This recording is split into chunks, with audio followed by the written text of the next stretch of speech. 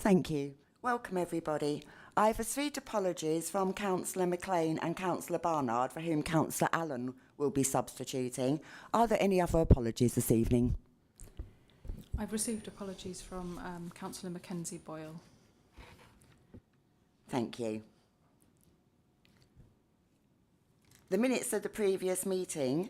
Has anyone got any comments on the minutes from the 5th of June? Very minor. So on page 5, number 17, it mentions that Councillor Pennell will be joining us on the 3rd of June, and of course it's today, 3rd of July. Thanks. Thank you.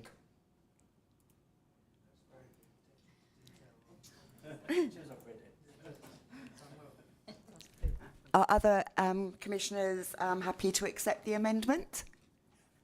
Thank you. Right, I'd like to move the amendment and ask for a seconder. Thank you. So I'd like to move the minutes to have a seconder, please. Thank you.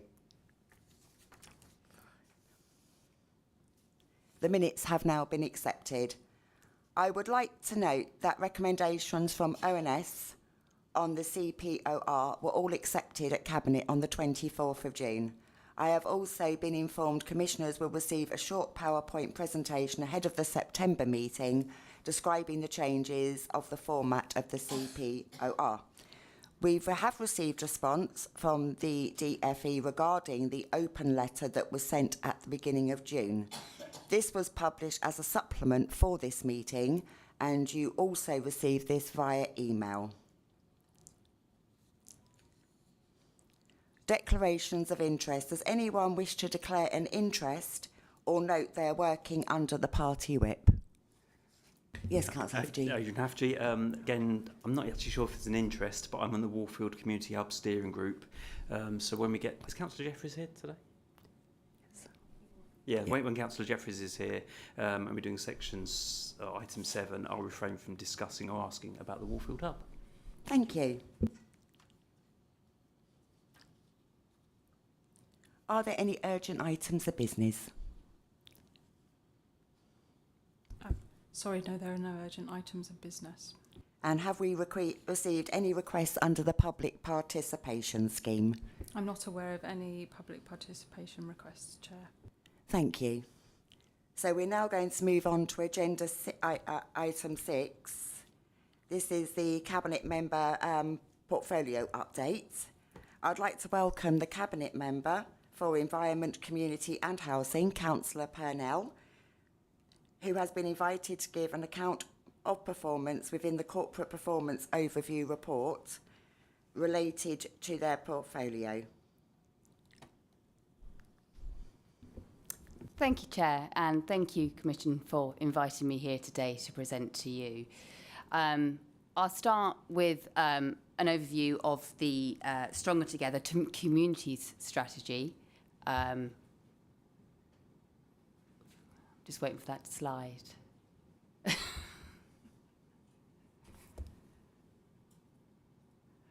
Mine are a different order, but keep going, keep going.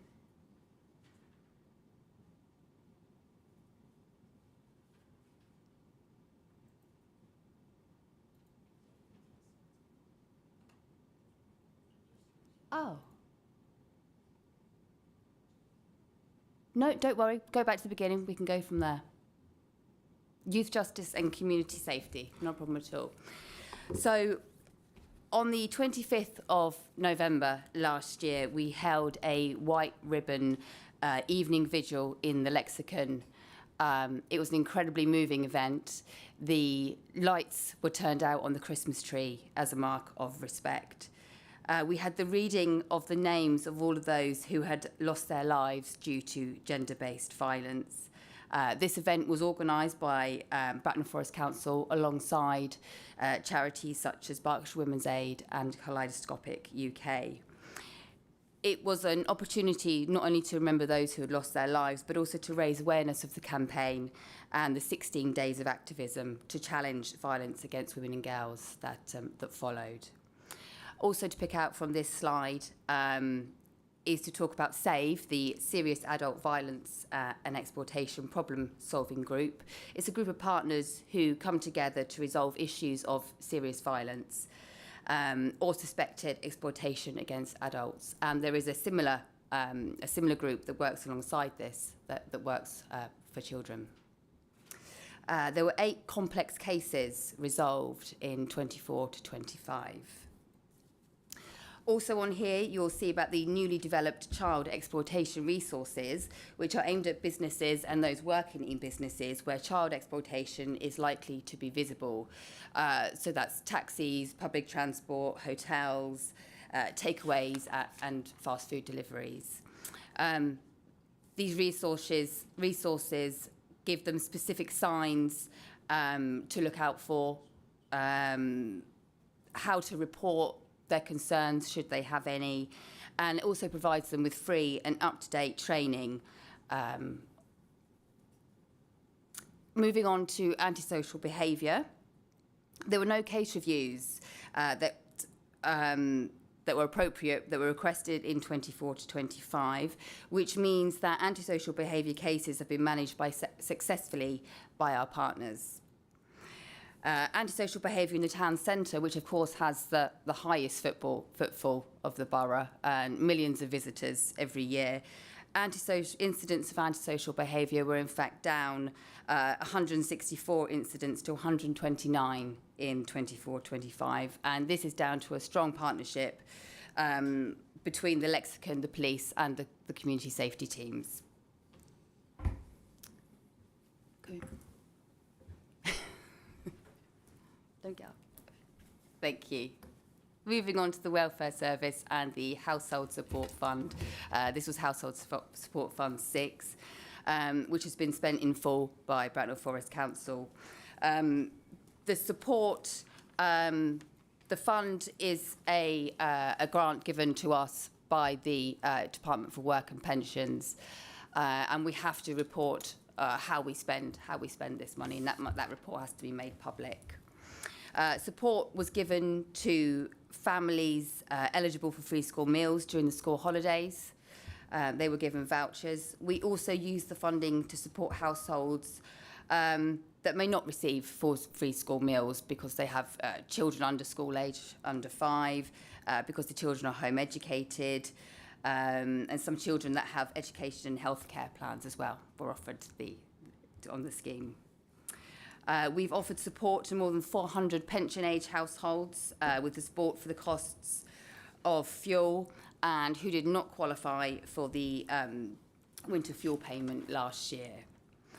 There's another 437 households who are living in the least energy-efficient homes and are also on council tax support and housing benefit, which were also supported. Over £55,000 of this fund was used to support those living with rent or council tax debts.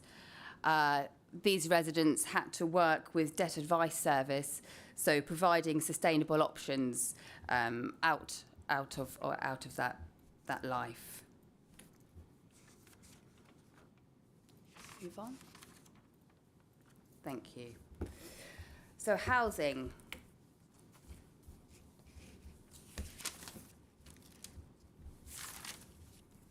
At the end of the year, we spent 72% less on bed and breakfasts and emergency accommodation. This was down to very clever managing of the stock that we own, and also the effectiveness of the teams that prevent and relieve homelessness as well. We did we've been doing remarkably better than the neighbouring boroughs as well. But it doesn't mean that we helped less families. We were approached by over 1,700 households last year, compared to just 1,650 the previous year. To all households owed an accommodation duty, we have provided emergency and temporary accommodation. Very few of these households were placed outside the borough. If they were, it would be somewhere such as Camberley. and only for a very short space of time before they were brought back in. Again, this is unlike other boroughs.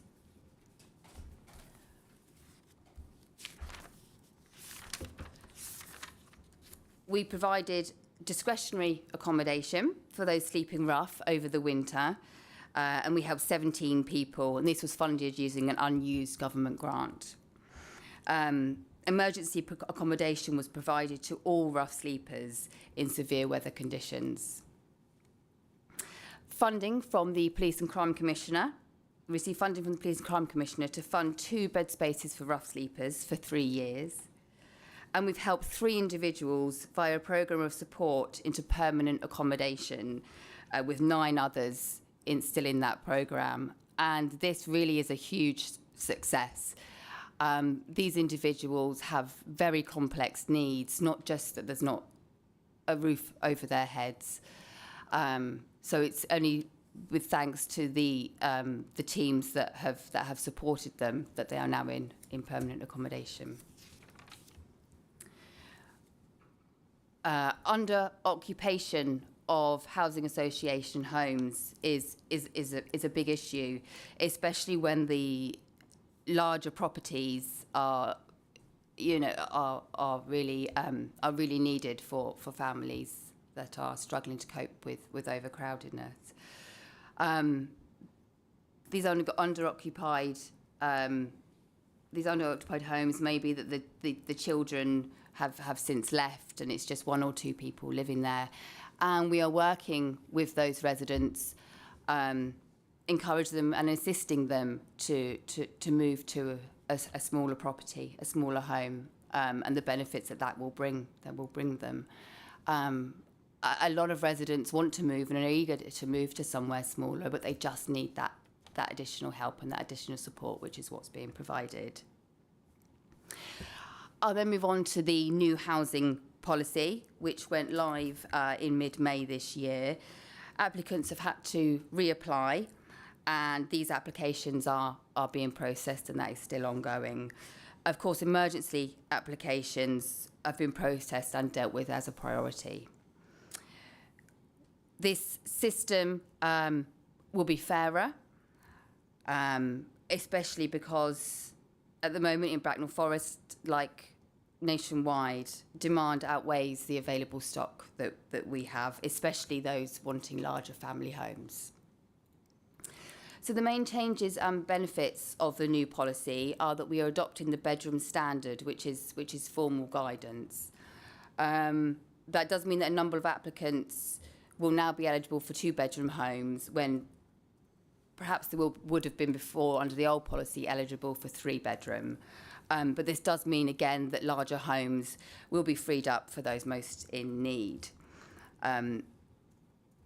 We will be removing non-dependent adults from the bedroom need assessment as well. But in addition, we're giving higher priority to those overcrowded households, high priority to downsizers, higher priority to those living in an adapted property, which is no longer required, which can be freed up for somebody that does require it. A high priority for those who have urgent medical needs, or long-term conditions or disabilities. A priority for care leavers, for armed forces veterans, and armed forces personnel who have been retired on medical grounds as well. The new policy, it's easier to understand and will benefit all residents in a housing need. Move on. Oh. Okay. Can I talk about it?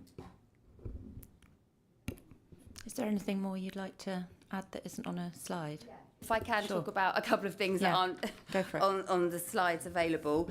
So another part of my portfolio is the environmental services. This is the refuse and recycling collection and disposal, and also the street cleansing and ground maintenance. I'll highlight a few of the successes that we've had and ongoing successes. We've almost completed rolling out the food waste to flats. in the borough, and the figures for 24 to 25 show that food waste recycling is up 2%. We launched a Flex Collect soft packaging trial to just over 10,000 households in the borough, and initial reports show that that's gone very well as well. Flex Collect is, of course, something.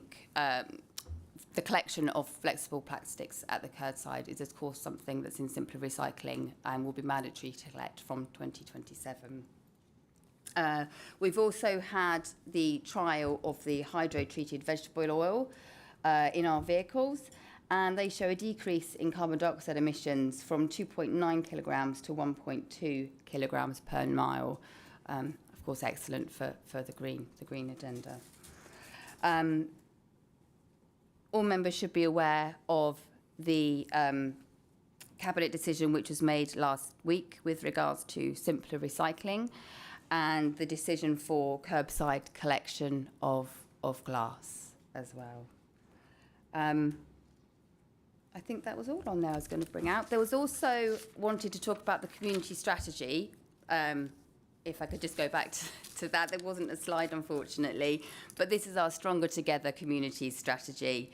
The aim of this strategy is to build strong, connected, healthy and cohesive communities across the borough. We are producing it in partnership with a wide range of partners and organisations across the borough so that we can collectively create a 10-year vision and approach. The strategy is focused on looking at how we can create a strong sense of belonging and identity across the borough. It's focused on taking a preventative approach through building strong communities, and we are starting from a position of strength, as we saw with how communities come together through the COVID pandemic. The engagement for this strategy has begun, and it will go on for six months. Oh, thank you. It will be lasting for 6 months. We have a cross-party working group that's been established that's already met a couple of times. It's to support the development of a strategy and to move things forward. We had a councillor briefing, all-member councillor briefing in June, and we've got workshop sessions for councillors in July and September this year as well, so that everybody can get involved and shape the strategy. As I said, there's going to be extensive engagement.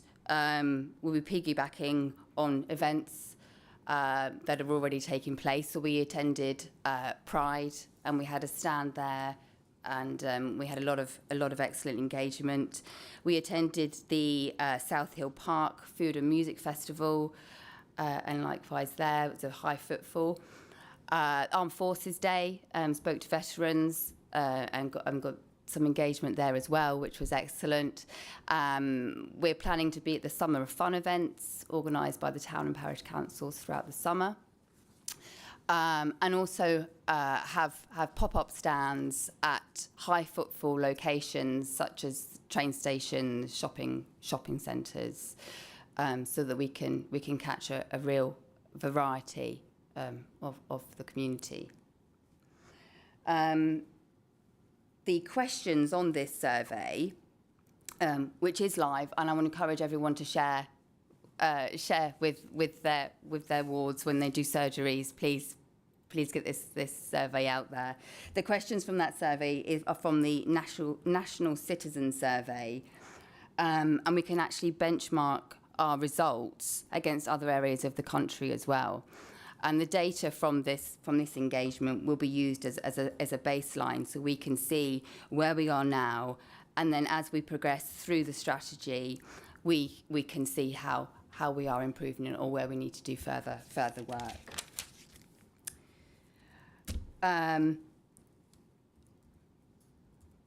Moving on to the community cohesion slide. There were, of course, there was, of course, awful unrest that took place in August last year. and we have been actively supporting any communities within the borough which may have been affected as a result of that. Guidance leaflets on misinformation and disinformation have been sent to all the schools in the borough and community groups as well. There's also councillor and staff e-learning on that same topic. We have established a community tension monitoring dashboard which uses a range of data from the police, from social media, from reports from councillors, to identify any adverse trends in the community. And there are processes in place should there be sort of any alarm bells ringing from what that data brings in. A partnership community tensions group was established to manage the recent tensions relating to the Afghan resettlement programme and the transitional hotel. And the Ministry of Defence and the Home Office actually praised the work of our communications dealing with the disinformation and the support that's been given to our guests as well. And I think I've spoken about environmental services.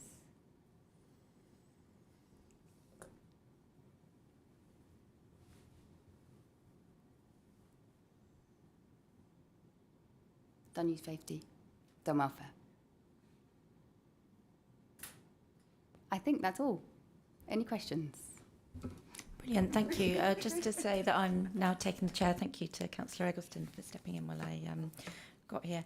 Thank you, Councillor Purnell. I see lots of questions. Put your hands up again. Right, let's go Vice Chair, Councillor Eggleston. Thank you. Through you, Chair. Thank you for the excellent presentation, Councillor Purnell. I do have a question regarding the housing policy. I think it's absolutely brilliant that within the next week, am I correct, that next Friday people can start bidding again? And obviously to have to ask all the existing ones to come back and fill in all their forms and all that processing by the team has been absolutely fantastic.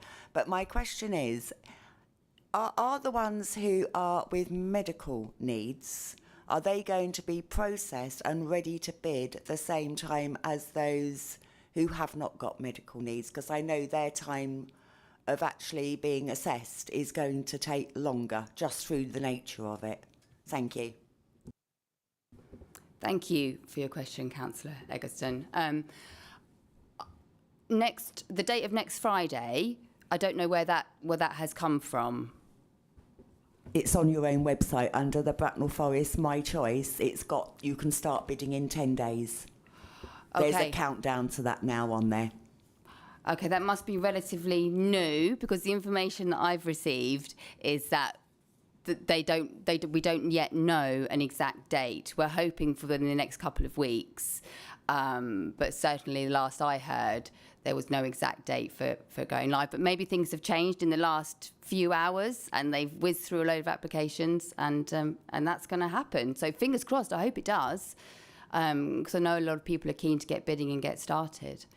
That's it. I mean, if it's not that date, I do suggest, because it is now being shared widely across social media, that's the date it's open. If it's not the correct date, that perhaps the council takes that down, otherwise people will be logging in.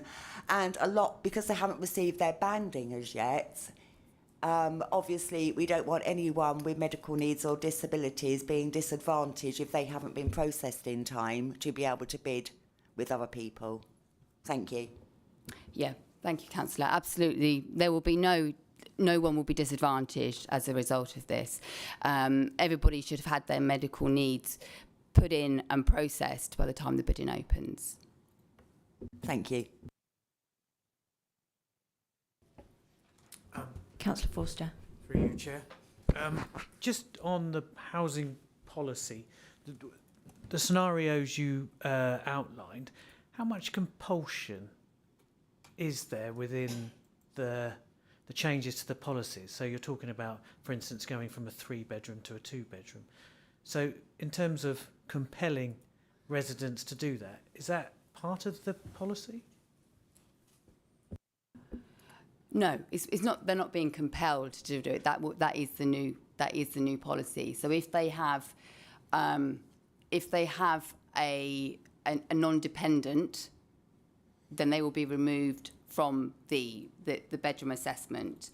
The bedroom standard, as is the formal guidance, lists scenarios where children of the same sex can share a bedroom. Sorry, just so I understand, genuine question, not trying to catch you No, out. So in some circumstances where, for instance, there's a non-dependent adult, Yes. then there would be, the policy would be such that that would mean they would no longer be eligible for that property. Therefore, there would be a requirement to, say, for instance, downsize, a compulsion to, or can they persist in staying in that house? Yeah, no. If they're already in a property, and if they were to move from that property, then they would only be eligible for the 2 bedrooms, for example. But if they're staying in that property, there's no compulsion for them to downsize. There's nothing like that. It's encouraged, and assistance will be given, but no one's going to be forced. Thank you. Councillor Penfold, then Hapji. Right. Does the council have any control over smaller building societies that are running specialist facilities? Is there any compulsion for them to notify the council when they have spare accommodation? Which I visited one this week where the people were telling me they had got some flats. This is I think it's an over 50s communal centre. They have at least 3 flats which are empty, and they've been unoccupied for more than a year because the housing association is not prepared or not investing in repairing and making good the things. Also in the same complex, believe it or not, they are still using night storage heaters. And whenever they ask about it for the management, they are told, oh, it's in hand. And that's been happening for 2 years now. Thank you. Thank you, Councillor Penfold. We'll speak after this meeting, and I found out the location and the management agent that you're referring to.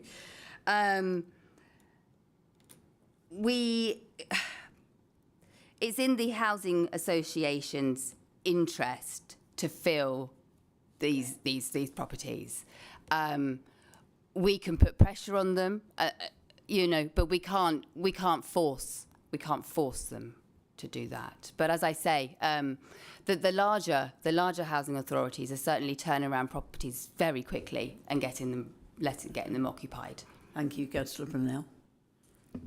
Thank you, Councillor Hapji. Okay, thank you. You've already answered one of my questions on housing during your presentation. Thanks for that. So, thinking about simpler recycling, when the new legislation comes in next year, there'll be a requirement to collect the different streams of recycling from all domestic properties. It's a few months off yet, but what steps are you taking, and how can we be reassured that recycling will be collected from conventionally tricky areas, such as communal flats? Also, will such changes involve a cost to the residents of those areas, or is it anticipated that that will be covered by the council? Thank you. Thank you, Councillor. So yes, simpler recycling introduced last year aims to make recycling simpler and collection from the curbside of all those different streams. So food waste, garden waste, refuse. Think now. Paper and card, your glass, your cans, and your plastic. Oh, that's the expectation, and that's certainly what's going to be worked towards. First up, of course, we've got the introduction of glass curbside recycling, which is due to be introduced in autumn 26, and that's the first part of the stream that we are working on and we're establishing. When it comes to communal areas, flats, the team in environmental services have done this before. They are incredibly knowledgeable when it comes to working out how to go about implementing these new measures.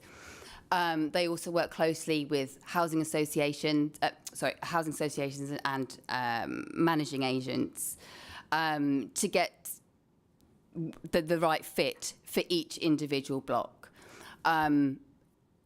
Communal flats will have their glass collected every 2 weeks, whereas it would be every 4 weeks for properties, houses. And is there likely to be any cost implications? Cost implications? None that I can foresee.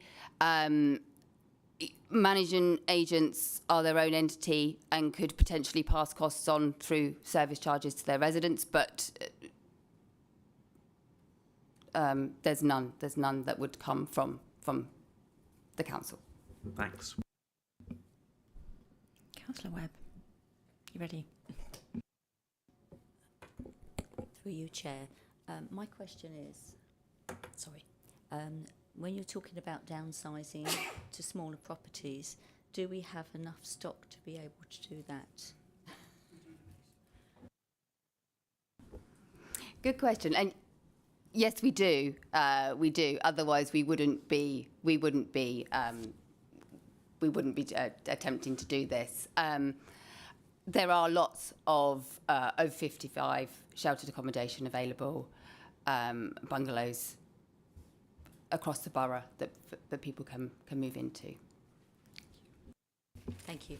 I've got a question about the armed forces community, the veterans. You touched on it very briefly.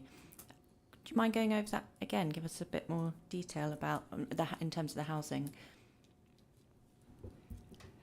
So in the new housing policy, armed forces veterans are listed as a specific group that has its own priority, a higher priority. Thank you. As the armed forces champion, we certainly get a lot of housing inquiries from the veteran community. So could I ask as a follow-up question that you keep myself and the Deputy Armed Forces Champion, who's also on the Commission, up to date with how that's working out and what we need to know? Yeah, absolutely, absolutely. Councillor Eggleston. So I just wanted to go back to the downsizing. If a resident is watching this or wants to go through their counsellor to find out how to downsize, do we know if the housing associations or the council offer any financial help? Because someone might be sitting there desperate, not being able to go upstairs, and it'd be mutual benefit for them to be able to move, but they just can't afford to. So is there anything that the housing associations or ourselves as a council can offer those residents? Thank you. Absolutely, we want those residents to get in touch. So the downsizing pilot is being delivered with the main social landlord, and there is financial support provided. Thank you. Okay, Councillor Allen, and then we will go online. Yeah, a couple of questions, if I may, Chair. Firstly, going back to the point that was made earlier about the number of bedrooms, do we still charge for extra bedrooms where the number of bedrooms in a property exceeds the number that you qualify for? Because that was certainly a thing. Yeah, I can answer that. The bedroom tax or spare room subsidy, for those who agree with it, the bedroom tax for those who don't agree with it is still in place. So, but it stops when somebody is 66. So if they're 66, they could be in a 3-bedroomed house and not be charged for the bedroom tax. So up until that age, there is the bedroom tax that is covered. But if they do look to downsize, the council offer a discretionary housing payment to help them until they move, so they don't struggle because of that. No, but the point was made earlier about whether there's an incentive for them to downsize. Now, presumably, if your circumstances change and your children leave home and you've got extra bedrooms, then you're now being charged for additional bedrooms. Therefore, you do have an incentive because you wouldn't be paying so much if you moved to a smaller property. No, well, the way it works is it doesn't matter so much if you're working full time and you're not claiming a benefit, then. But if you are on benefits, they deduct however many bedrooms, 14% or 25%. Yes. I feel like we've moved into debate here. Thank you. Do you have anything I you want to just add? wanted to say that that's a central government policy. It's not a council, not something that the council charges. Sorry, my other question was on simpler recycling. And it's to do with the glass collections that we've, just the cabinet have just decided on. Now, I did point out in my budget speech back in February that we'd been allocated 2.3 million as under the extended producer responsibilities, and then only put 100k of that into the budget. And all of a sudden, 3 months later, into the year, we now ask Cabinet to allocate 1.78 million because basically we'd already spent it we'd already wrapped it into the budget because it wasn't ring fenced. So my questions are that will we be borrowing money for the additional Cabinet request of 1.78 million for this financial year? If so, what is the period of the loan? And what is the cost of the council over and above the capital cost of the loan? Thank you, Councillor. So there are no costs being incurred in 25-26 for simpler recycling. With regards to the second part of your question, it's not something that I can answer this evening. And if it's suffice, I will get back to you by email on that. Okay, the second, to go with that, as I understand it, there'll be further extended producer responsibilities grants in the next financial year. Do we have any clue what they are as yet? We know what we're receiving for this year. Those payments will come through. We know there will be funding, but we don't know what the figures are as yet. Okay, and finally, can you guarantee that we won't be financially penalised for the late implementation of glass collection? We are working closely with DEFRA. They are fully aware of our plans. There is no indication that we will be penalised in any way for the fact that it's not being implemented straight as soon as the policy comes into effect. Councillor Watts.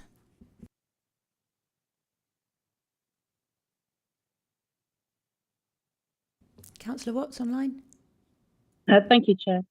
I was just wondering, Helen, about some recycling. And by the way, a really good presentation, thank you, especially about all the families that we've helped.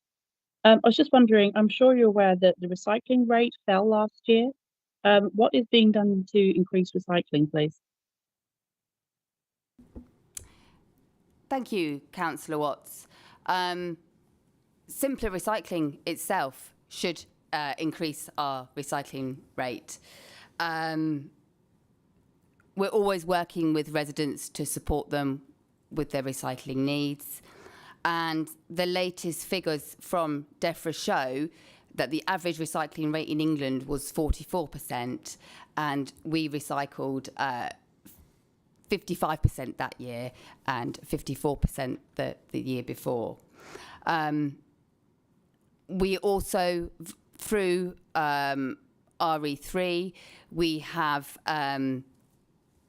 lots of new innovative I can't say the word, you know what I'm trying to say, such as reread, where you can take your books, take your old books and then find more to take home and enjoy. They've just introduced toothpaste tube recycling, which I'm very excited about. There's a whole host of different recycling streams at the recycling centre, and they are constantly working towards ways to increase recycling. And quite frankly, correct me if I'm wrong on this statistic, but when we have done surveys of refuse bins, approximately 30% of what is in that bin, I think it's 30%, of it could have been recycled, which is a huge amount. If that's, you know, a few people in one street, that's a lot that could have gone to good, that wouldn't have gone to landfill, that wouldn't have been incinerated, and could have in fact made some money back by recycling. So we are in fact throwing money away effectively by not recycling properly, and it's everybody's responsibility, not just for financial reasons but for the health of the planet as well. We all need to do our bit. Could that be helped by some kind of public awareness campaign on that 30% figure? Yeah, I'll double check that is the right figure, but certainly we need to push that across the borough and let residents know. Thank you very much. I especially approve of the reread as a massive book nerd. That's good to hear. Thank you. Any further questions in the room or online? No, okay. Well, we will now move into debate. Would anybody like to speak?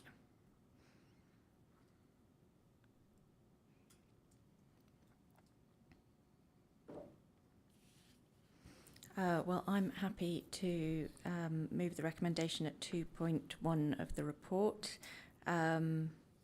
And I don't need to speak on that. Can I have a seconder, please? Councillor Apergy, thank you. Nobody else wants to speak. Let's take a vote. Councillor Penfold.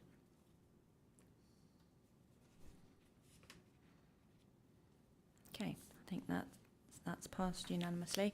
Thank you very much, Councillor Purnell. And look forward to your next update. Feel free to leave at your own convenience. So agenda item 7, Cabinet Member Portfolio Update number 2, Leisure, Culture, Public Protection and Democracy. So we are going to welcome now Councillor Jeffries, who's going to give us an account of performance within the CPOR, as well related to his portfolio. So as we get the portfolio up, take it away. Thank you, Chair, and good evening to everybody.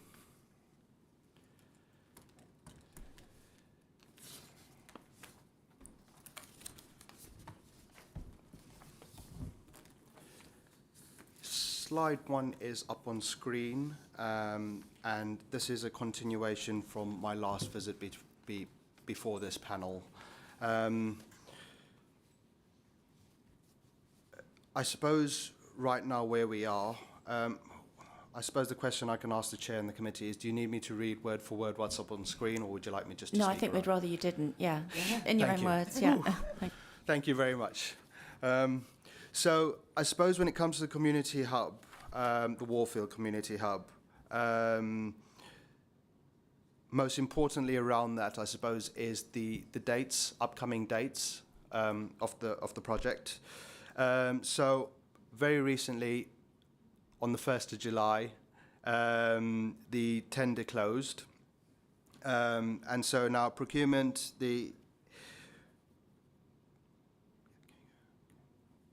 Yep, so that closed on the 1st of July, so 3 days ago. Procurement outcome will be successful and a contract award will be made within the month of July. So right now the council are going through that procurement process. Moving into, I suppose, October of this year, we're going to go into stage 3, which is the design phase. And that will commence in August. We're planning applications estimated to be submitted mid-October of this year. When we go into January 26, planning permission is expected, and hopefully by mid-January, fingers crossed. We're going into February 26, which will go into stage 4, and that will be completed, hopefully, if we keep to task and schedule, generally early February, for which will be followed by the Works Contracts Award. February 26 as well, works will commence as part of the schedule with mobilization activities, leading us into April 27, where we, again, if we stick to plan and building plan and good weather, we hope to that be approximately culminating in April 2027, with a proposed opening of the hub in June 27. So that's kind of a very quick overview on timelines. In terms of Warfield Parish, it's been a great partnership with BFC, and at present we don't foresee any major hiccups or any risks that would stop this project going forward and sticking to those timelines that we're working towards. Thank you, Chair. Can we move on to slide 2, please? So slide 2 covers off Bracknell Leisure Centre, Coral Reef and Downshire Golf Complex. It just so happened, as this was pre-planned before the overview and scrutiny, but as part of the portfolio I do quarterly visits to all the sites as part of the portfolio. And yesterday I had the pleasure of walking around and seeing all 3 sites. I can talk about on there, I know there's the Adopt a School for BLC, so that's for Bracknell Leisure Centre and Coral Reef. That's a really fantastic initiative, and the gist about it is the public get to nominate a school. A school is picked at random, and for a period of that 1 month, that school that gets picked gets free swimming lessons or soft play area use. It's also open to pupils of that school, parents of that school, and as well as teachers of that school. And during that period that they are adopted, so to speak, they also get to get discounted rates if they wanted to do parties or anything like that. So I think it's a really fantastic scheme from everyone active. Also got to see, it's not on the slide, but yesterday we did get to see the pool refurbishment that's currently ongoing. There hasn't been major impact to the current service delivery that we do have in terms of school swimming lessons. So we've managed to keep that service delivery still going while the renovations are happening. There's lots of figures on there. So you've got the 50,000 attendees, 242,000 visits in Q4. Coral Reef, you've got 88,000 visits in Q4. And Downshire Golf Complex, 20,000 visits in Q4. Those are really high numbers, and I really draw your attention to that because I think at my last ask, our current population is only 127,000. So if you just look at those figures alone, I mean, if we go back to 50,000 attendees in 11 months for the soft play area, I can say that's a huge success in getting numbers through the doors. And I think the overall service delivery to the community, I think, is working really, really well. Downshire Golf Complex, there's 248% increase in green fees. So just to talk about that, that actually just means revenue increase. So not us increasing the price by 248%. So just in case anyone had a question on that. But that just shows the level of people that we're getting through the doors. That's also come through, I suppose, we've had the TrackMan, which I spoke about at my last overview in Scrutiny, which is a piece of technology that we had, or that Everyone Active installed at the driving range. It's a screen, it tracks the ball via camera, you can play games, it's really fun with family. So I think these investments have really, really helped getting community individuals through the doors. Yeah, I'll go on to the next slide, and I'm sure everyone will have some questions on leisure. Public protection.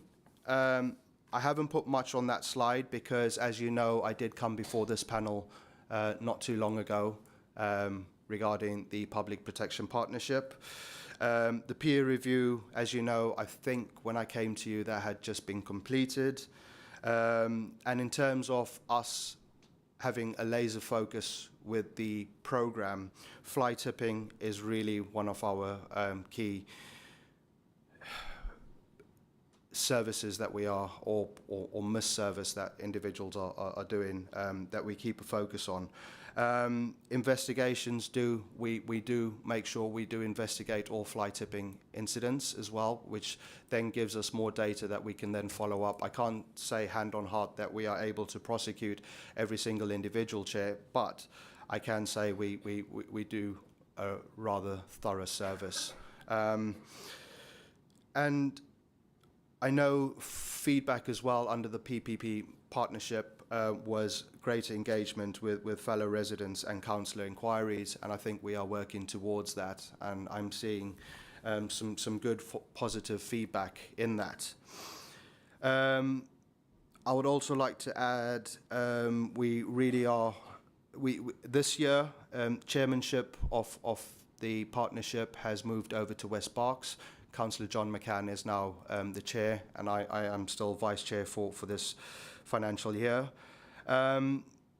Wokingham will be rejoining the partnership on a governance agreement, which is also very, very exciting to have them back into the fold. And there is a process through that, I think, through the 3 council authorities that will have to run.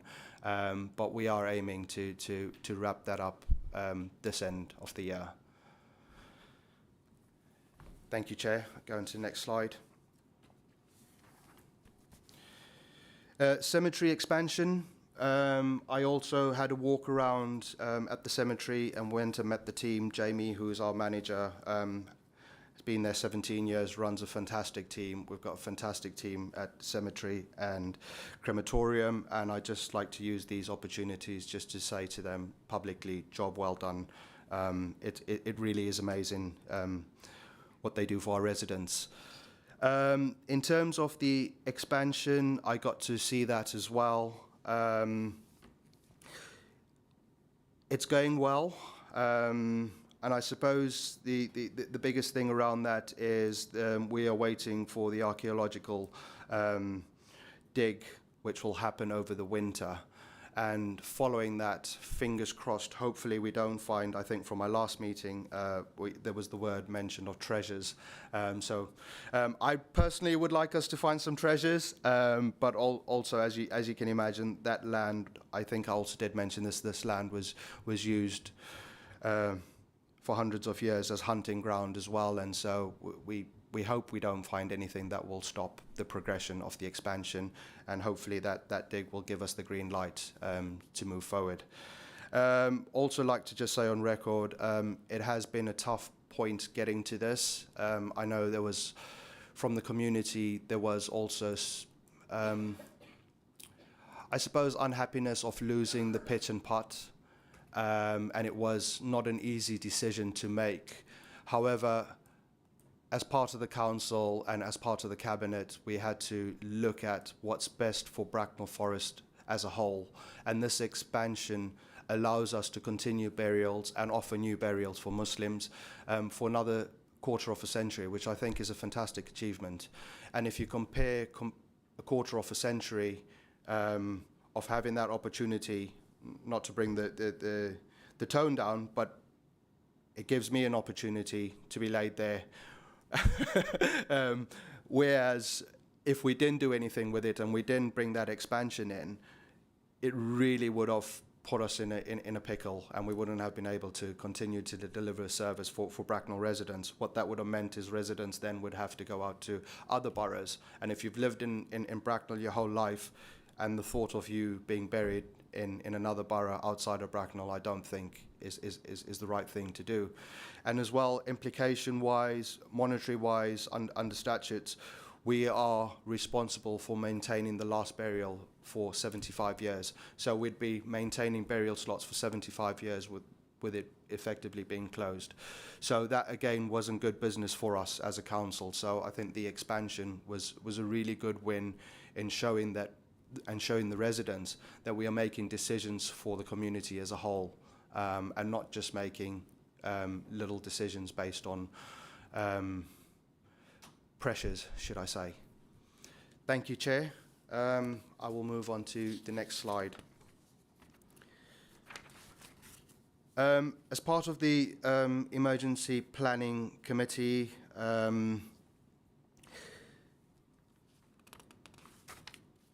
the emergency planning, if you do not know, Chair and Committee, is made up of 3 authorities, which is Bracknell Forest, Royal Borough of Maidenhead and Windsor, and West Berks District Council. The team that we do have run a really great service, and emergency planning is at the top of the agenda. We look at everything from preparing for floods.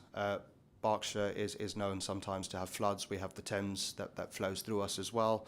We've also got a number of sites as well, but we can't speak about those in open forums. And a lot of the emergency planning, unfortunately, is not for public conversation, if that makes sense, Chair.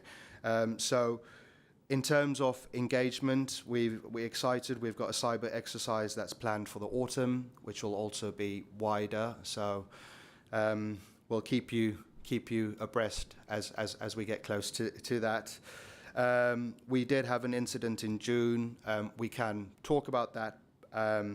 It was a very sensitive issue. It was an operation that lasted a few days with a number of government services involved. But I'm happy to speak about that off public. But we do mention it because it was picked up by a few agencies, news agencies, should I say. That's it on emergency planning. Sorry, it's so cloak and dagger, but it's not.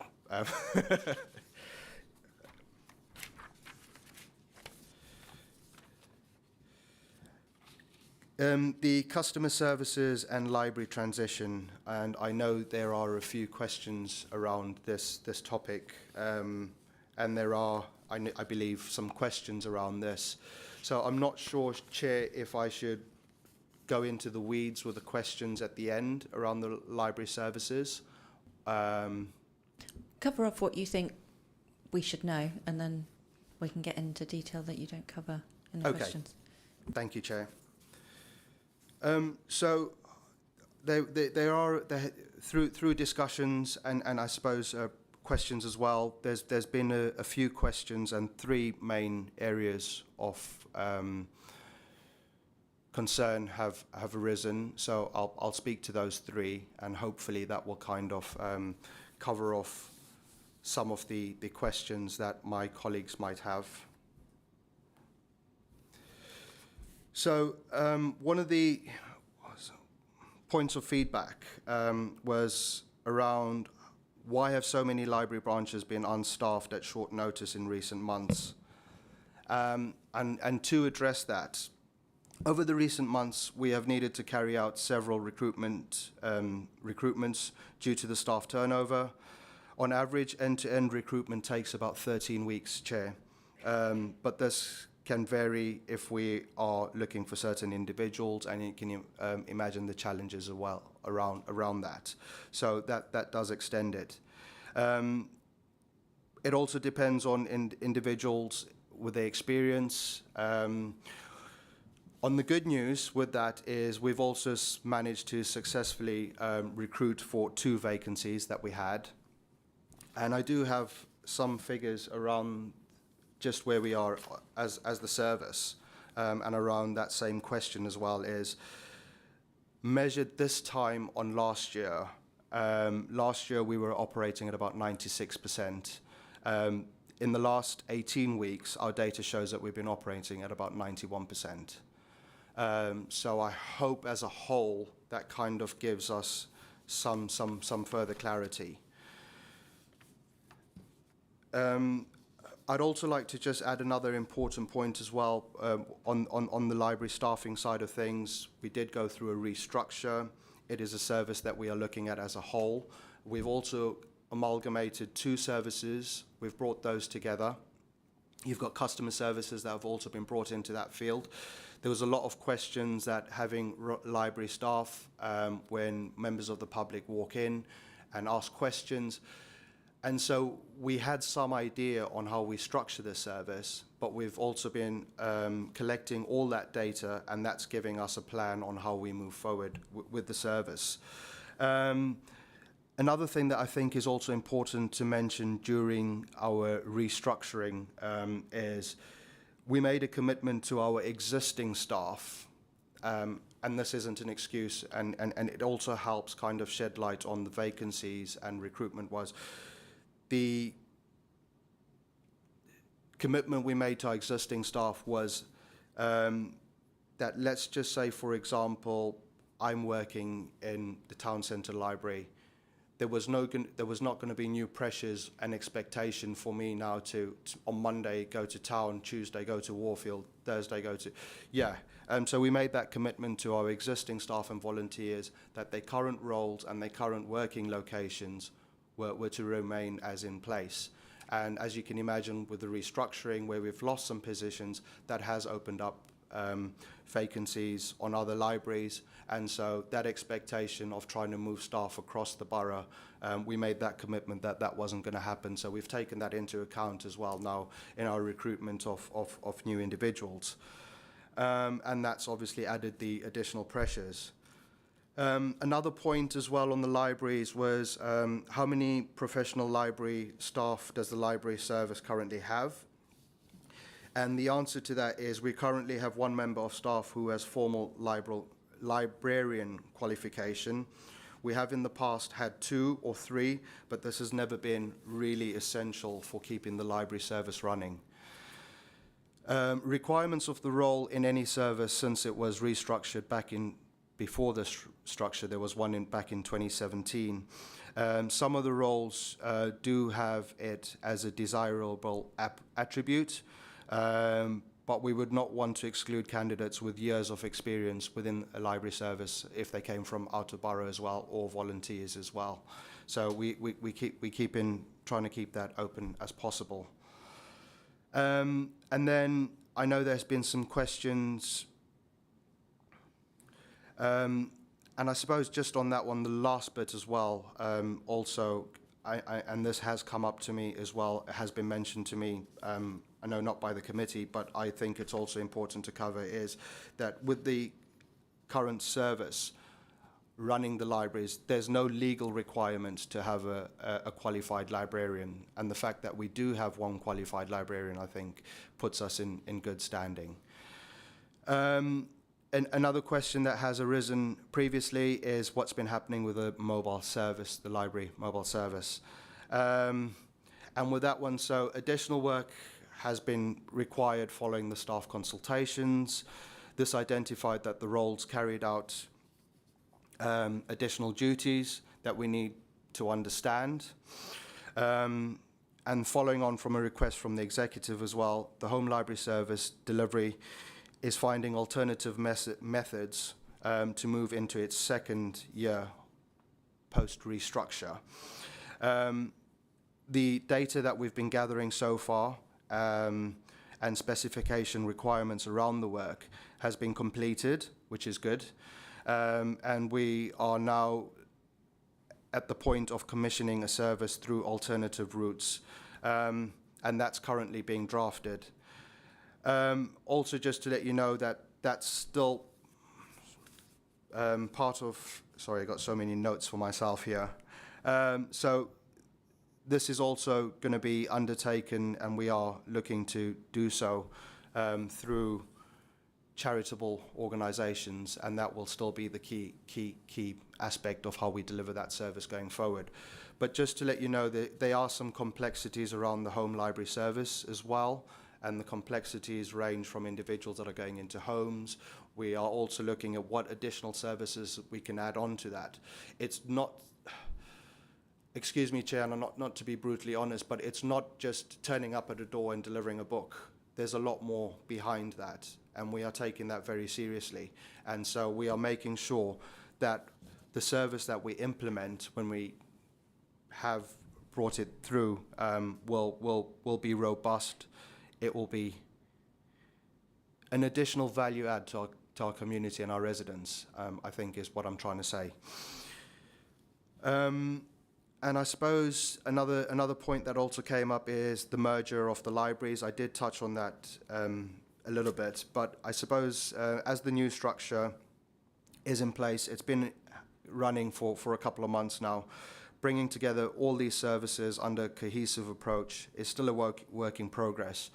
I'd like to assure the Commission and the Chair that this is really one of the key parts of my portfolio, and we are working towards it. I know there's lots of questions and there's lots of why is this happening, why is that happening, but as you can imagine, due to the pressures we've had and restructuring and bringing in two new departments under one roof, and with existing staff and trying to recruit new staff, we are working to make a better service. We are also taking feedback as well from our current staff and current volunteers, so it's not just a one-way approach. We're not just bulldozing our way through it and saying, this is what we're going to do with the service. We are taking that feedback. That feedback is valuable.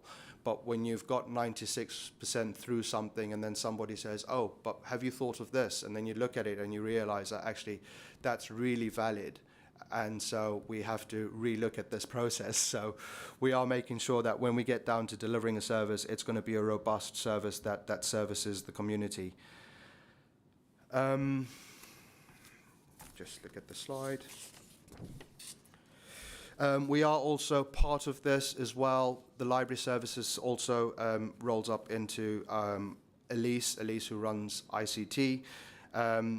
The Open Plus, I know I didn't touch on that, but the Open Plus is also a big part of it. Technology is a big part of the libraries, and we call it libraries, but under my vision and portfolio, it's community hubs, right? How do we make these library community hubs? How do they service the community? Open Plus and the technologies around it is a big part. We are looking at that. We know that it works really well in some libraries, and we know in others we've got some issues that we need to deal with. That's being worked through as well as part of the holistic project under community hubs. There's additional things we've looked at having a community hub, a library service. We know the population in Bracknell has expanded. We know we've got lots of individuals that are working from home, and how do we provide additional services through the community hub / library for individuals to go in at 2 o'clock in the morning. Now, another big issue, which doesn't sit in my portfolio, but it's something we are trying to address with the property team, is it will be nice for the libraries to have ablutions or facilities. Right now, the facilities we do have within the libraries are for staff only. But if you were to go in, Chair, at 2 o'clock in the morning and wanted to take a meeting with the US because you don't want to wake anyone up at home, yeah, you'd expect the hub to have all the facilities around that to allow you to use it out of hours. And so that's also something that we are working on as well, and working to implement. I know that we've also had discussions about coffee machines. It would be nice to have a coffee machine. So there are lots of good ideas that we are working towards to having a cohesive community hub approach. So it's not just a library service, it's a community hub that's going to serve the community and hopefully attract everybody from it.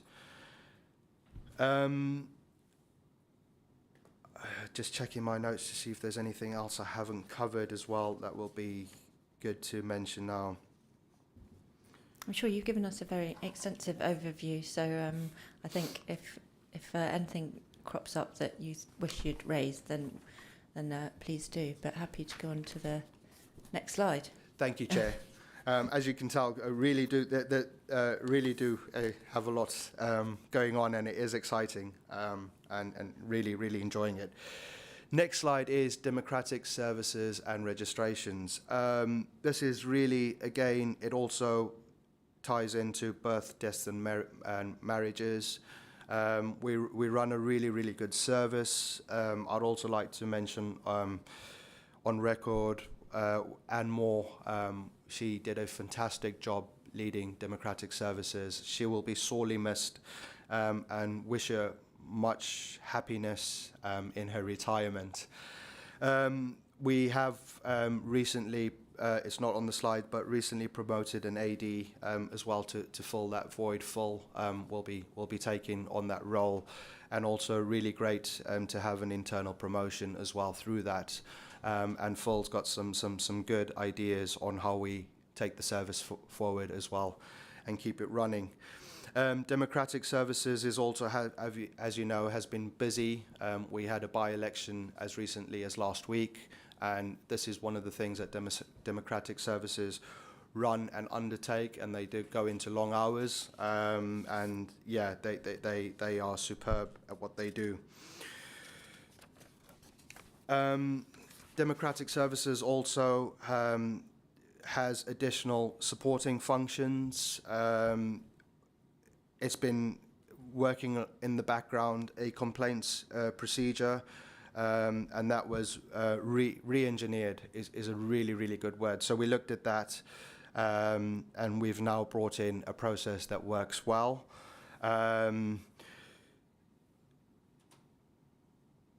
Yeah, I'll stop there. If there is any questions further on along the line under democratic services, I'm happy to take those.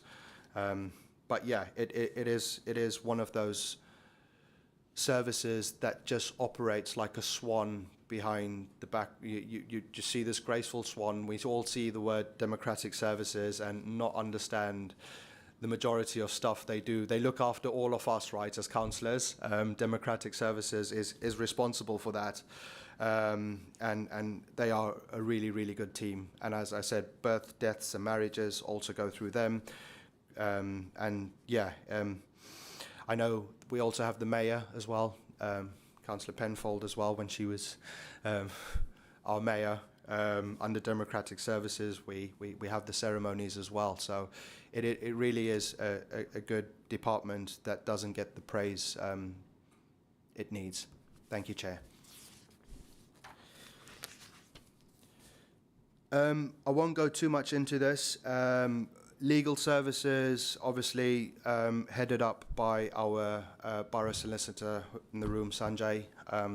Again, runs a fantastic service, has brought in some additional funding as well. And I know Sanjay's team is very busy, to say the least. Busy is an understatement. And yeah, if there are any questions as well around legal services and the function that Sanjay and his team run and provide for us as a borough, really is fantastic. They really, as you know, with any organisation, the legal are the backbone of keeping you out of trouble, and that means in everything we do and say, and every document we sign, legal services are making sure they're there to guide us. That is it, Chair. I know there was lots of points I did touch on. Happy to take questions. Thank you. Thank you. Just on that last slide, so 31 successful non-school prosecutions. Is that a figure that's going up? And what do you class as successful? The fact that they've been prosecuted, or do the children then go back to school? Successful in terms of prosecutions. So as you can imagine, with these type of cases, they are quite complex, and there's a process along it. And to prove, I suppose, in any case, to prove a prosecution, means you've had to done your investigative work and your due diligence to get to that point. So the fact that we say 31 successful, that is really successful, because that shows that the team are actually really going through. It's not just a school highlighting an individual that hasn't come to school for a certain amount of time. It's following that whole through that whole process through. If it means speaking to the parents and bringing other bodies within the authority to speak to the parents, does the child need support? And so when you get to the point of prosecution, then I'll be careful not to say that we are saying that there was some form of negligence, right, to be able to prosecute an individual. I hope that answers your question, Chair. Yes, the Borough Solicitor. Thank you, Councillor Jeffries. That was an extensive application. I just want to also emphasise around school attendance prosecutions. They are a long stop before prosecutions. There's work done by the Educational Welfare Service with parents, and also fixed penalty notices are also considered before prosecutions. In terms of the numbers themselves, the importance, the significance of the figures is that there is a statutory duty on parents to ensure that the children attend school regularly. So this is subsequent to failures on the part of parents to discharge their duty as parents. It's not something that we would do as a first resort, but as a last resort. Thank you. And is it sort of trending upwards? Is it? I don't have the precise figures, but clearly since COVID, there has been greater incidence of non-school attendance, not necessarily reflected. Have I got this on? Yeah. Not necessarily reflected in prosecutions, but certainly the work of the Education and Welfare Service around non-school attendance. So that has been quite marked. But that's not specific to Bracknell Forest. That's generally across the country. Thank you. Councillor Forster had his hand up, and then I'll go to Councillor Penfold. I've raised this before, and I'll raise it again. I am very supportive as well of the community hubs, and I raised it previously. The one in Sandhurst is the epitome of a great hub, a great organisation, great staff. But yes, we don't have facilities, toilets. Now, is there a plan? I mean, legitimately, a plan in place to identify how this can be delivered? Because we can't deliver all the other outcomes we want if people are caught short. Councillor, obviously go around to all our buildings. We'd have to draw up some plans. We'll have to look at costings. So we'll have to do the survey on that. And then once we've got that, we've got those figures, and we can see what we can do and can't do, right? Because each building is different. Some are built in different ways. We have car parks adjoining them. And so, yes, once we have that data, then we can come back and say, we need a capital funding of X amount to deliver this. So, yeah, I hope that answers your question, sir. So we are going to do that? Is that what you're saying to me? We are going to go around and get the quotes, the plans, the costings. We are going to definitely do that. We have to, sir. I mean, to have a community hub, as I mentioned, to have that community hub and bring that into the community, right? How do you do that if there's no facilities? So it's got to be part of the plan going forward. However, that part of that side sits with the property department, and so under my portfolio, we will be working with the property team on how we bring that forward and how we get to that next stage. But that's part of the larger strategy under the community hubs and culture, and Councillor Purnell, who has the other side of the communities as well. So it's working in partnership with them as well. So from us, or from under my portfolio, it's inside of the building, inside the building. The structure and others is outside with another department, but yes, that is part of the plan. That's the only way we'll get there. In short answer. Right, my question's back to Sanjay. If people are homeschooling, do they have to convince? It's sorry, Councillor Penfold, just for the protocol, can you ask the Sorry. Question to Councillor Jeffreys, For and he may Councillor defer. Jeffreys, this it's a legal question. If people are homeschooling, are they responsible for convincing the authorities that they are providing education, however unconventional, and therefore are immune from prosecution? Chair, if you would allow me to pass this on to Sanjay, our legal. Thank you. Through the chair, thank you. Yeah, that's more of a matter for the People Directorate and the relevant executive member, which will be Councillor Bailey, because that falls within his portfolio. But we would monitor homeschooling as part of our work as an education authority. Thank you. Right, thank you. Thank you. Any further questions? Councillor Eggleston. Thank you. Through you, Chair. Thank you for your excellent presentation. I would just like to ask a question. I think it's absolutely brilliant that the leisure centre is inviting schools. How do the parents find out when their school is likely to be invited along? And does that include our SEND schools as well, please? Thank you, Councillor Eggleston. Yes, so in terms of who's included, everyone's included. How do they find out? So I saw a really good... we do communicate and we work with the school once they've been nominated or adopted for that month.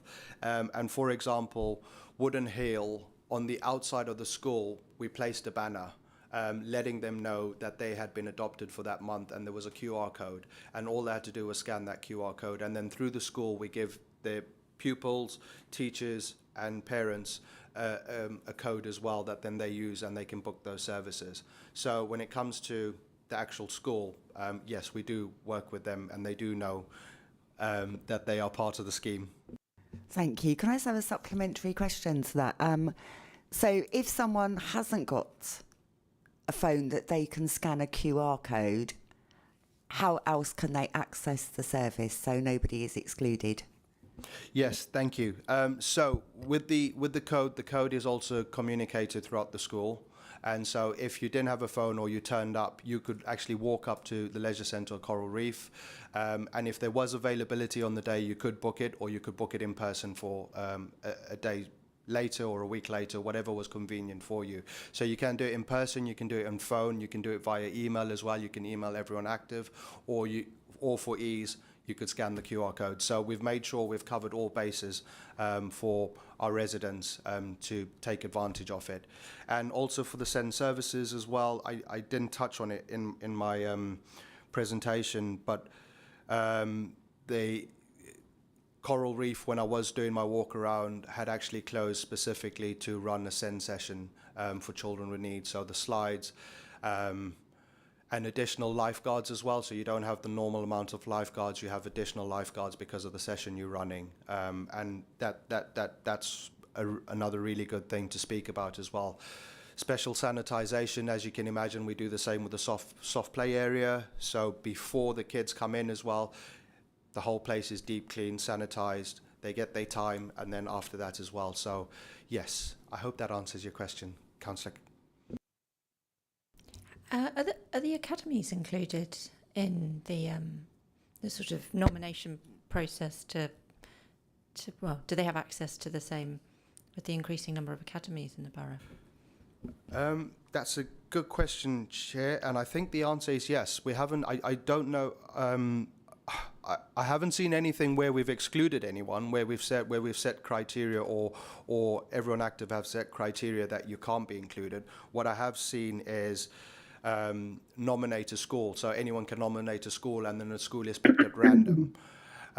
So I can go away and verify that for you, but I have not seen anything where there is an exclusion criteria. What I have seen through the process is anyone can nominate a school, and a school is picked at random. So I'm assuming in that an academy would be nominated as well, but I can go away and get clarity for you if you'd like, Chair.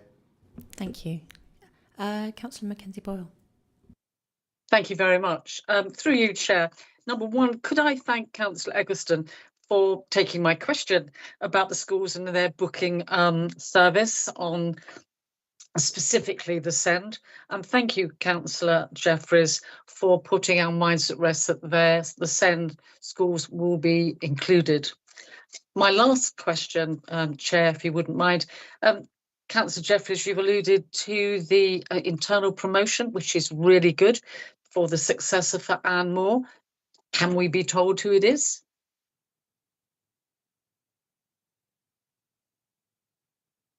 I think it's been announced, Mackenzie Boyle. Yes. Well, can Yes. you tell us all, just in case it slipped our emails? I'll let you do that, Councillor Jeffries, because I think we all know. But Yeah, it was full. Yeah, full Sadler was successful. Yes. Yeah. Yeah. Sorry, Yeah, I did yeah. earlier. I did just say full, but yeah, he was successful in the process, and as you know, it was the panel-led process. Of course, it was some time ago. So yeah, it's off now my to-do list. Thank you very much indeed also for an extremely informative presentation. It was a pleasure to be here just to listen to that. So thank you very much indeed. Much appreciated. Thank you very much for your kind words. thank you. I've got a question about the open all hours libraries. Is there data that backs up that people will be using these places to make calls to the US in the middle of the night? That's a good question. No, there isn't data around that. We are just trying to preempt what our community do. I am one of those individuals that sometimes I am lucky I do have a dedicated space, but if I didn't, I would be looking within my community to go and do something like that, because I do work long hours, but as I said, I've got a dedicated space. But if I didn't, and that's the premise of running a service that looks at your whole community. So if you were in those shoes, you didn't have a dedicated service at 2 o'clock in the morning, hey, library would be a fantastic place. You go and swipe in, you've got a quiet room, you've got internet, and back to Councillor Forster's point, you've got facilities, and then, yeah, so that's what we are doing, is we are looking at it from every angle, and hopefully it's also an added value, Chair, right? We've got a growing population within Bracknell. We do know the residents that have moved into Bracknell, especially under the new builds. Those have all been 3 or 4 bedrooms, so the type of individuals you're getting moving into those properties are working within probably mid-management and above. Not necessarily saying that is the case or that's what we are advertising, but I'm assuming as well with larger houses, larger families. And again, with families, when you take into account you have families, the last thing you want to be doing is waking up your young kids because you are doing something. So yeah, we are trying to do an approach. And then part of that as well, I know I did touch on that, we also look at all other additional services that we do provide for young care. We've got singing groups, we've got knitting groups, we've got painting groups, we've even got open puzzles. So for anyone here that wants to visit any of the libraries, you will find a puzzle there. And if you want to go and spend a couple of hours, you can go away and work away at a puzzle. Thank you, Chair. That's great. Presumably, you will monitor that if once they're up and running, if the demand isn't there and these places are being kept open all night and people aren't coming to use them in the middle of the night, then... Yes, Chair. But what we do have is we also have some data already captured by the team around students. We do have a lot of students as well that use the library service. And I suppose when it comes, we do know this as well, not just from us now, but we know from as far back as we know from also talking to our staff. When you get to exam time, we have a lot of students that utilize the library quiet spaces, that they go down and study, they use the internet, so we already have recognized that. And again, this brings into question as well, if you're having out of hours services, you will also need to look at some security functions such as CCTV, because if your 16-year-old child was going to use a library service in the middle of the night, you'd like to know that there were some protections in place. So there is a lot that we are looking at, and I'm sorry that I didn't touch on all points, but that's why these questions are important, because it gives me the opportunity to speak about them. Thank you, Chair. Sure. Councillor Penfold. Right. Regarding the library services, I won't bore you with the letters I've sent you already. Speaking for one of the smaller libraries, who used to have the same librarian or somebody there reliable run clubs. We not only don't have anybody regular at the moment, which maybe will be remedied in time, I'm sure, but we've also got less hours the library is open. And it's a particular sort of area where we need to encourage people to use the libraries. There's a primary school next door. Children come in after school with their parents and so forth. And if there is nobody there, that can't be done. Would it not be possible to have a customer service people, now that you're amalgamated, actually just spending some light hours in the library, not functioning as a librarian, but there for people to talk to and ask advice of things like customer services? Or is there a problem there? Thank you, Chair. I'll answer that. So, we are aware the impact, particularly around smaller libraries, and we're looking to try and stabilise the service as a whole. And we do recognise that the smaller libraries do suffer the manning and the recruitment, or the manning, should I say. But that's part of our current recruitment piece that I spoke about. That's what we are looking at. We are looking at stabilising the service as a whole. So not looking at it as we have one big library and we've got so many satellite libraries. No, we're looking at this as a holistic service, and we're making sure that small or big, it's still part of the program. It is still part of the service. It's still part of that, as you said, library service / customer service piece. So yeah, we are looking at that. To the point about can we house those positions with customer service agents, I cannot give an answer to that, because obviously that will be going into people's current job roles and things like that, and HR. So I can't offer a comment on that, but that is something I can definitely go away and look at, if that suffices. I wasn't actually suggesting they replace the assistant librarians. It's just they supplement, so they could perhaps be open 2 half days longer, which would be great. Thank you. Thank you. Thank you, Chair. On the fly tipping, going right back to the beginning, you said sort of significant focus on fly tipping, not always successful in prosecutions. Is it the same offenders time and time again? What are the issues in getting prosecutions? Is it people in the area or from outside the area? Can you give us a bit more detail? Thank you, Chair.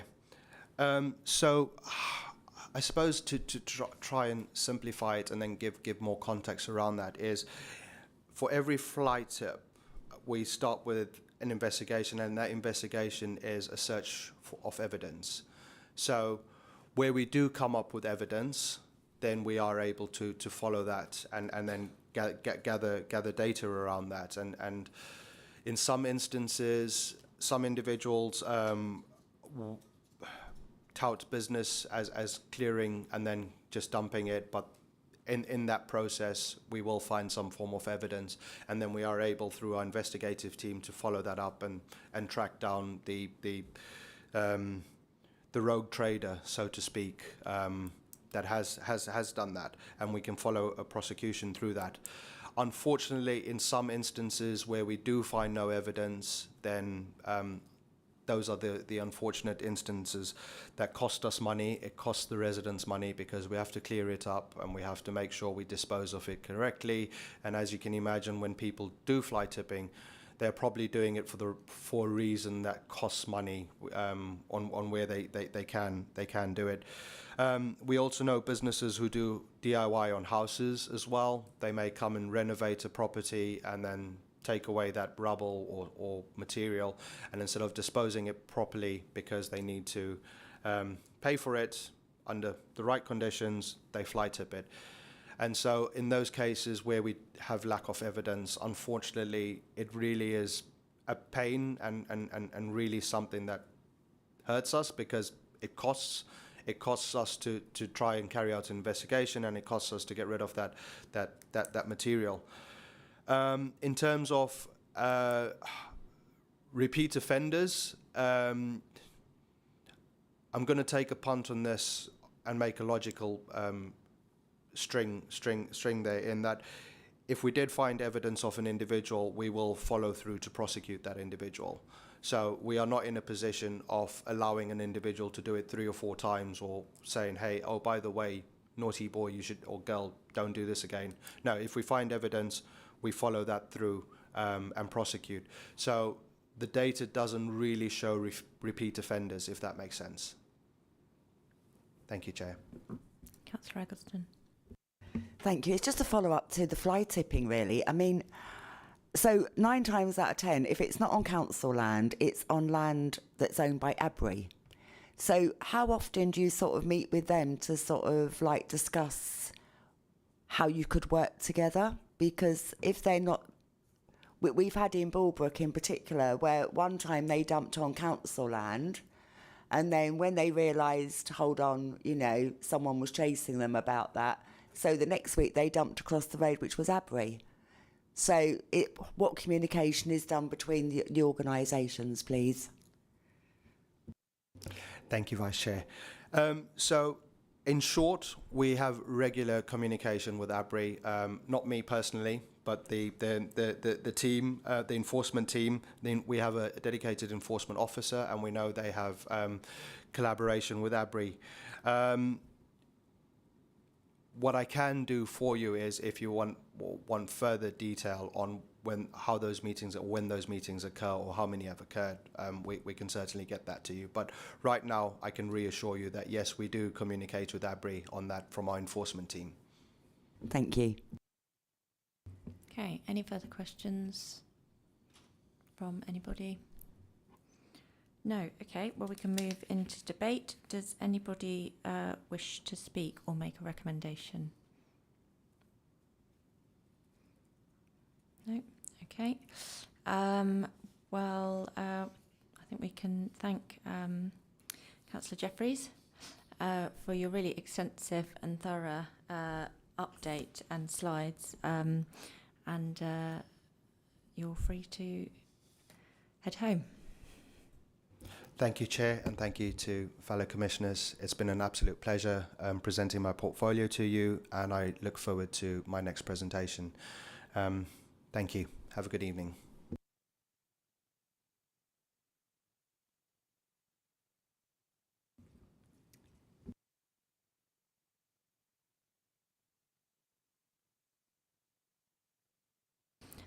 Okay, agenda item 8, the social housing review scope. So I'm going to ask the Chair and the Vice Chair of the Environment and Communities panel, Eberle and Forster, councillors, to introduce this scope. So, we have had an evening of housing already. Housing policy, housing stats, and what our review will do is look at the fundamentals of the social and affordable housing system to see if it's delivering in our borough. And it gives us a chance to build on the very good work that was done a few years ago that, for instance, Councillor Tina Mackenzie-Boyle worked on. It gives us a chance to have a look at how the current system is interacting with key stakeholders such as developers, how their housing associations are performing post Silver Homes incorporation into ABRI, for instance, and just to get and hear the voice of those people that live in social and affordable housing in our borough. So I think it's a topic which will bring an awful lot of emotion. It will also give us a clear steer about how we as a council are delivering for big parts of our community. Thank you. Councillor Eberle, anything you want to add? No. Does anybody have any questions? Councillor Mackenzie-Boyle. Not a question, but just I'm looking forward to working with you again and making sure that what we've got is current. So I look forward to working with you, Chair and Vice Chair.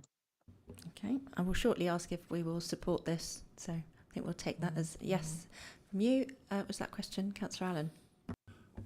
Yeah, just ask whether you're going to include, there are some buildings which are owned by the housing associations where there are leaseholders which are, own their own properties within that block of flats, for example. Will you be taking their views into account, because they work with the, for example, there's one I know that's being shut down where the leaseholders, they're being told that the building's being shut down due to RAC issues, but they haven't seen the RAC report, so this leaseholder's now being thrown out. Going to be thrown out of their property because basically the building's going to be demolished, and they have no side of the report. So that sort of those sorts of interactions with leaseholders which aren't part of the association going to be taken into account. I think we've got to be careful, and I remember I've got Lou's voice ringing in my ear about making sure the scope is deliverable, recognising that it's a systemic review, and there will always be the edge use cases that you've just described. How we factor those in and not turn it into a casework individual by individual, I think is the trick, which is not to say when we as a panel identify those individuals we want to interview that they may be a source of representation for those types of scenarios. So the actual answer, I think, is potentially, but I wouldn't want us to box us in as a panel at this point.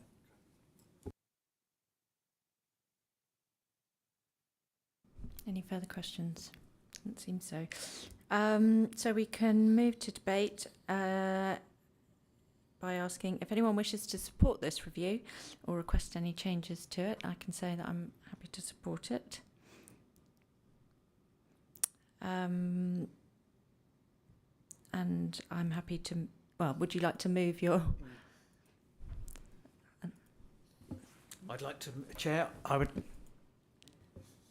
like to move the scope for the Environment and Communities Overview and Scrutiny Panel relating to social housing.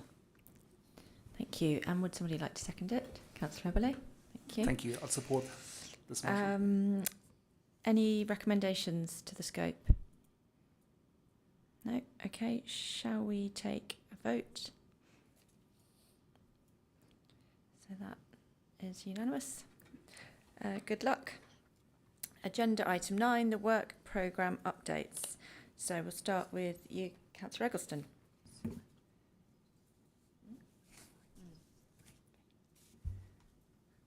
Thank you. So myself and Councillor Virgo have been going over to Frimley Park. We had a meeting last Thursday which was held in private, and at this moment in time we cannot comment on it. So that's as honest and straightforward as it is. That's illuminating. Yes. Yes. So that's all I can say. We are. So I am sure they will announce as and when. We are fully aware from what has happened recently, i.e. the announcement of the NHS 10-year transformation plan, that all hospitals, whether they're going to be newly built or currently operating, where community care is something that is going to be a precedent. So for our next review as a health and wellbeing panel, we will be looking into what the NHS 10-year transformation plan means for Bracknell Forest as a borough and how we can implement that before all the hospitals change over their ways of working. Thank you. Thank you. Any questions? I look forward to hearing your embargoed news when we can. Environment and Communities Panel, Councillor Eberle. Well, we just had our Anything addition to that? No, No, fine. nothing to add. Thank you. Education, Skills and Growth Panel, Councillor Watts. Yeah, everything's going swimmingly. We had our first meeting of the Sen Engagement Community. Well, we will have our Sen Engagement and Communication Review on Monday, and the questionnaire will be sent via Brighton Forest Education Learning newsletter. We are planning engagement sessions with parents, carers, children, and young people, and we have regular updates from the meeting from with the cabinet member Roy Bailey, and we are definitely on track and making excellent progress. Councillor Bailey has been assigned a mentor from a borough that recently was in the same situation as us, and is also being routinely updated and advised by the DFE and the LGA, and is having regular meetings with the chair of the Parent Care Forum, Nikki Clark. Thank you. Thank you very much. Any questions for Councillor Watts? No? Okay. So I know Councillor Eggleston touched on I'll just move on to a sort of AOB on the response to our letter regarding the new special educational needs school. The letter received from the Department of Education, which I got yesterday, circulated to all councillors and these commissioners. Can certainly open the forum up here to discuss and make suggestions of what we think we want to do next. I mean, I'm in two minds because it acknowledges our local need. It doesn't sort of bat away that sort of that specific focus. It confirms we're still in the pipeline, but any more information than that is not forthcoming. I have had an update from the local MP, Peter Swallow. So he's meeting with the relevant minister next week about this, and obviously we'll apply the same pressure that we have been trying to do as well. We'll update after that, and he's speaking in a Sen debate in Parliament the week after that, so sort of very much on his agenda, keeping the pressure up. And I think actually, all of us working together, coming at it from different channels, hopefully keeps it on the agenda, and we will get updates. But I know a lot of people have a lot of views on this, so I'm happy to take all of that. Councillor Forster, Eberly, in the order. So I think the one point I'm really concerned about is the impact on our safety valve settlement, because that's obviously not getting any better. So there's an element of what's the financial consequences of this delay? What does it mean to our safety valve settlement going forward? I think we can log that as a question. I'm happy, of course, to put that to Peter Swallow to suggest he kind of tries to table it as a written parliamentary question, ideally like an oral topical question as well. I mean, it's a key question, and you're right to raise it. Councillor Eberle. Yeah, thank you, Chair. Well, we requested 3 key points from the Secretary of State. Immediate confirmation of the capital funding for the Forestry Academy, a commitment to build the school, or approval for the council to self-deliver under a capital grant, and a clear timeline for recommencement if neither option is feasible. They have replied to none of these, and this is actually very disappointing. So that's a statement. My request is, Chair, what's your suggestion? What are we doing about that? How do we respond? Well, yeah, I mean, I think that's why we're having this discussion collectively with our putting our heads together indeed, and how we can apply pressure that might be effective and get to the answers we need. But as Mike said, as we discussed, that's what our members of Parliament are elected to do. Matters like this. I'm going to go Councillor Eggleston, Alan Penfold. Thank you, Chair. I would just like clarity. When they say that obviously they recognise we've got a need and it's sitting there, it's on a list, do we mean like it's on the list like Royal Berkshire Hospital, like eventually we recognise there's a need but there's no hope coming up? Or is it on a sort of like a friendly basis? We know that it's urgent and this could really cause the council a lot of money and a lot of difficulty if we don't get on with it. I'd like clarity on it, please. Yeah, very good point, and it links to yours about, you know, our special circumstances being one of those at 18 in the safety valve set up. You know, where does that put us in the priority? So, yeah, good point. Councillor Allen. Yeah, I didn't like the after the last paragraph of the response, which almost seemed to be implying that because our send services aren't up to scratch, we're not going to get the money. And I think that is absolutely diabolical. I had another question. I had a response to my email last night from another councillor who raised that same question. That wasn't my initial reading of it, so I double checked, and I don't think that's what it is saying. But I understand that sort of, you know, more than one councillor has read it that way. So, as far as I know, and again, sort of confirmed by Peter Swallow, who I double checked with, said, avoidance of all doubt, they're not linking our improvement to future funding either. So I hope that's clear. Councillor Penfold. I agree with what he was just saying, Councillor. I felt that, apart from the very first bit, it could have been written to any borough who'd asked the same question. They didn't really know anything about Bracknell Forest. Thank you. Okay, so I think we've got some sort of suggested next steps, which I agree with. Do we need to take a vote on those as sort of recommendations? No.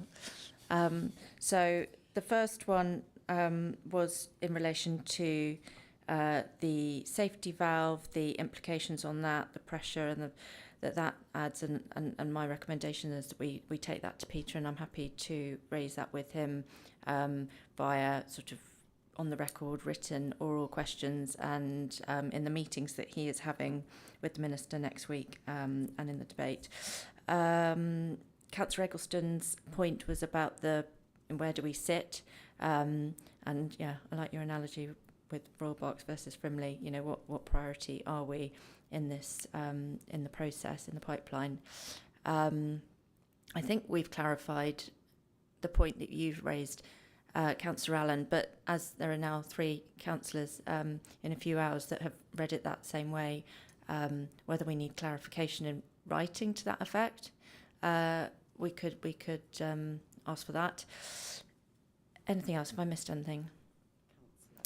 Councillor Eberle, sorry.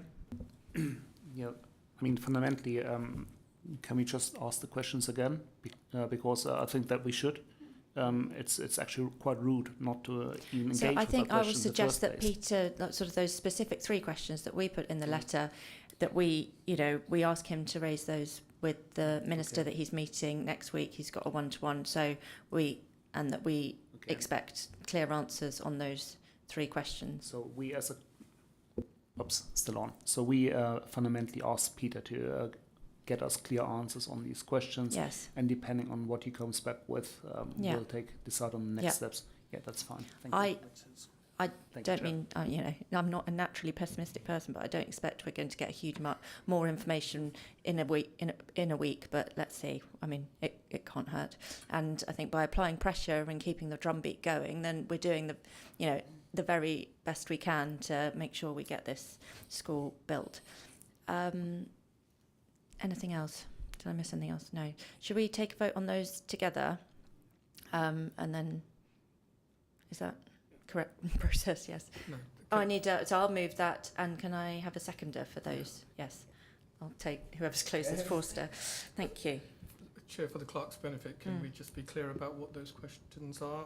I took them as questions will be raised by yourself to the MP. So as in those 3 recommendations or 3 actions coming out of this? Yeah, I noted 2, so just for clarification. The first is, I think a lot of it is going to be summed up in sort of one ask to Peter Swallow to the Minister, and via other channels that he can apply sort of public pressure. One is specifically around the safety valve and the impact that delays in this school build is going to have on our safety valve agreement. The second is where do we sit, sort of in terms of nationally in the priority or the pipeline for this school being built, because there is a national demand. So clarity around that. 3, sort of reiterating those 3 questions that we raised in our initial letter, which the responses were not the response was not clear in answering the specific questions. And 4, just sort of get on the record, as there does seem to be confusion, that the Ofsted inspection results we're not being penalised directly from Ofsted inspection results to how does that translate to the funding we're allocated.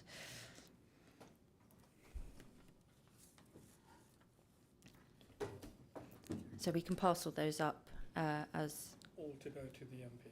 I think so, yeah. I think I would suggest I sit down with him, pass that on, have a conversation, ask that he has, and then updates us afterwards.